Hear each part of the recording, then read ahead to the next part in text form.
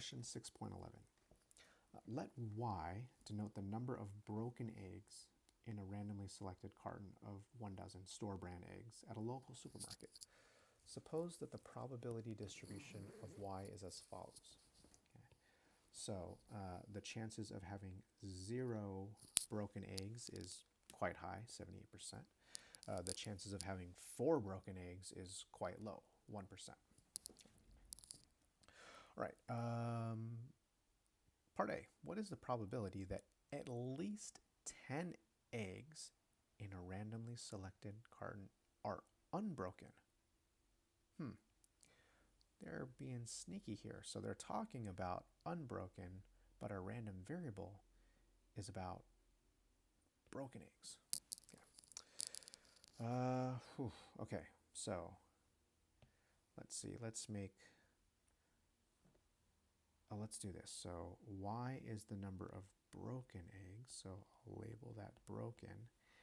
And then above, let's just note the number of unbroken eggs. Okay, so a dozen eggs is 12. So if there's 12 in a carton and none are broken, that means 12 are unbroken. 1 would be 11, 2 would go with 10, 3 would go with 9, and 4 would go with 8. Right? So the number of broken and unbroken eggs always has to add up to 12. Okay, so we want at least 10 that are unbroken. So that would be 10 or more unbroken eggs. I don't have to go all the way over there. 10 or more unbroken eggs. All right, so that's 78 plus 11 plus 7%. Or I guess I could do 1 minus 4%. And that would be 96%. All right, pretty tricky. All right, part B, calculate and interpret mu y. So that's the mean of the random variable y. Okay, so to calculate it, we're going to use the formula, which is the sum. Okay, well, so the formula, let me pull it up here, is right here. Okay, now on the formula sheet, it's in terms of x, but our problem, y, is the context. But it's basically you multiply each x value with its probability and then add all the terms up. Okay. So we're going to do here, I'm going to erase this stuff about the unbroken eggs so I don't confuse myself. All right, so we're going to do 0 times 0.78 plus 1 times 11% plus 2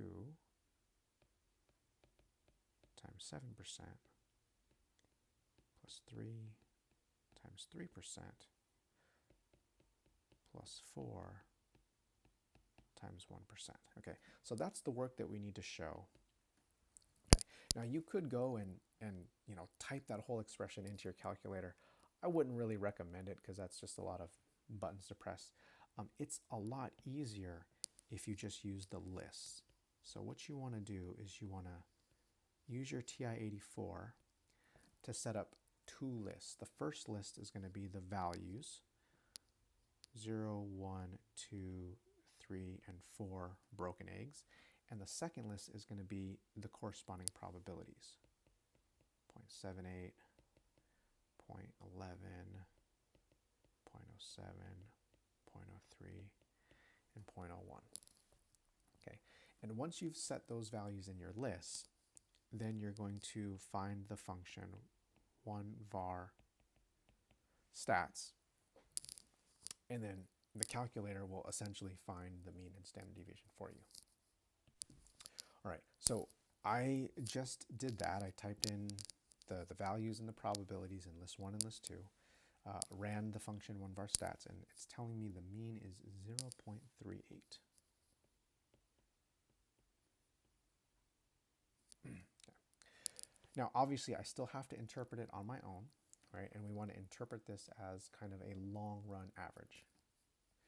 Okay, so we can say something like if many cartons are surveyed, the average number of broken eggs will be about 0.38. Right. So on average, we're going to see less than one broken egg per carton. Okay. All right. For part C, we want to calculate and interpret the standard deviation of y. Okay. Now, College Board does not expect you to calculate this by hand, so it's okay to just pull the value out of the calculator, right? So you're gonna, run the 1var stats, and it's gonna tell you the standard deviation. I'm reading it off the calculator right now, and it's telling me that the standard deviation is 0.82. All right, now what's more important for you to know how to do is interpret it. Okay?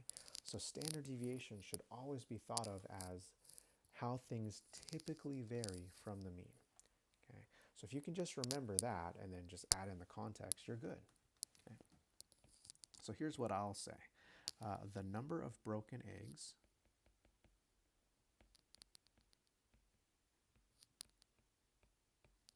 typically varies by about 0.82 from the mean of 0.38. Okay. Just make sure that you have that phrase typically varies from the mean in your interpretation. Okay. All right, last part, D. A quality control inspector at the store keeps looking at randomly selected cartons of eggs until he finds one with at least 2 broken eggs. Find the probability that this happens in one of the first 3 cartons he inspects. All right, so let's define a new variable here. Okay.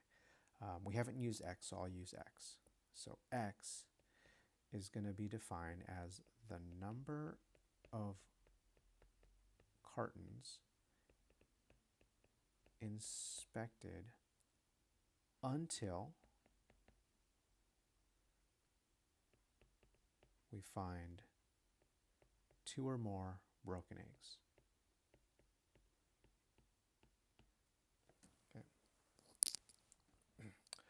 All right, so this variable has a geometric distribution. Okay. In my mind, I'm just going through the conditions, right? So are the outcomes binary? Yes. A success is a carton with 2 or more broken eggs. A failure is a carton with 1 or fewer broken eggs. Okay. Right? Are the trials independent? Yes. Since each carton is randomly selected, the outcome of one carton won't affect the outcome of another carton. Okay. T. Are we looking at the trials until success? Yes. The key word here is until, right? That means we're waiting for the first success to occur.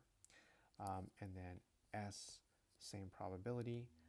In fact, we need to figure out what is the probability that a carton will have 2 or more broken eggs. Okay. All right, so we know it's geometric. We just have to figure out what that probability is. Okay. Now, 2 or more broken eggs, if we go back to the original distribution, that's 7 plus 3 plus 1%. So that's 11%.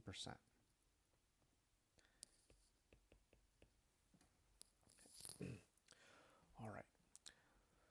So now that we've figured out, so we've defined a variable, we've figured out it has a geometric distribution.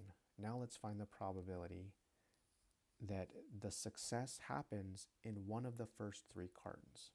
Okay. So what's the probability that we find 2 plus broken eggs in either the first, the second, or the third carton, right? That's when it occurs. Okay. So we can break this down into 3 separate probabilities, right? What's the probability that we get 2 or more broken eggs in the first carton? what's the probability that 2 or more broken eggs happen for the first time in the second carton, and what's the probability that it happens in the third carton. Okay. Now, geometric probabilities are very easy to calculate. You get a formula, here it is, but I don't know, I usually don't even try to memorize this formula because I know that in a geometric distribution, we have to have failures happen at the beginning and then one success happens at the end. Okay. Right? Yeah. Okay. So P of x equals 1 means success happened on the first trial. Okay. Well, that's going to happen 11% of the time. Okay. Probability x equals 2 means success happened on the second trial, so we must have failed on the first trial. Okay. So we know the probability of success is 11%. The probability of failure is 89%. Okay. Right.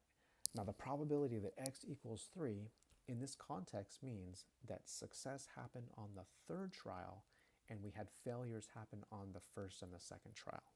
Okay. So that's 0.89 failure probability for the first trial, 0.89 failure probability for the second trial, 0.11, that's the success probability for the third trial. Okay. And so what we'll do is compute each one of those and then add them together. Okay. I'm just going to type this whole thing in my calculator.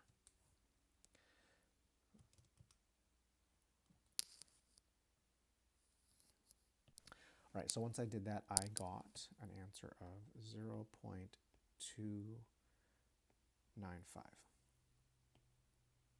Okay. All right, I like this approach because I'm showing all my work, but there's a quicker way of getting the answer. We could use the geometric CDF function on the calculator. I'm pulling it up right now, geometric CDF. Okay, so all it needs to know is the value of P, the success probability. Let's move this over some. Okay, so that's 0.11. And then it needs to know the boundary value x. So we want to go up to, or at most, 3. All right. And get the same answer, right? Get 0.295. Okay. So this approach is a lot faster because you just have to input the probability and the boundary value in the calculator, but it doesn't quite show work, so I don't think College Board would give you full credit for writing this as your answer. This obviously shows all the thinking, and that would earn full credit.